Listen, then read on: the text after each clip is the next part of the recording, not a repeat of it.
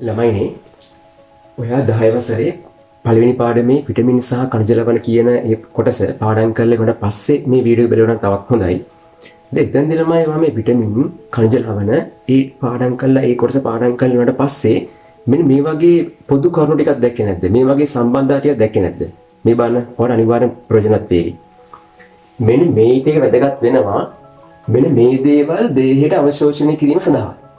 හරිද? එතෙන්දී මම කැල්සියම් ඒ වගේම ෆොස්ෆරස් මේ වගේ දේවල් මේ කණජ ලවණ නිරූපණය කරන්න මම රතු පාට මග පෙන් එක දාගෙන තියෙනවා. ඒ වගේම විටමින් නිරූපණය කරන්න මම කළු පාට මග පෙන් එක දාගෙන තියෙනවා.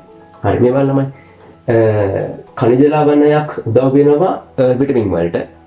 ඒ වගේම විටමින් උදව් වෙනවා කණජ ලවණ අවශෝෂණයට. බලන්න ඒ අතර තියෙන මේ සම්බන්ධතාව කිහිපය.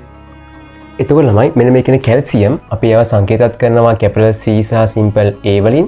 මෙන්න මේ කියන කැල්සියම් වැදගත් වෙනවා දේහයට විටමින් B අවශෝෂණය කිරීම සඳහා. ඒ වගේම මෙන්න මේ කියන විටමින් D අපිට උදව් වෙනවා දේහයට මෙන්න මේ කියන කැල්සියම් අපි සංකේතත් කරනවා කැපිටල් C සහ සිම්පල් A වලින්. ඒ වගේම ෆොස්ෆරස් අපි සංකේතත් කරනවා කැපිටල් P වලින්. මෙන්න මේ කියන විටමින් D අපිට උදව් වෙනවා දේහයට කැල්සියම් සහ ෆොස්ෆරස් අවශෝෂණය කිරීම පාලනය කිරීම සඳහා. ඉතින් මෙන්න මේ විදිහට කණජ ලවණ විටමින් සහ කණජ ලවණ අතර සම්බන්ධතාව අපිට මතු කරගන්න පුළුවන්.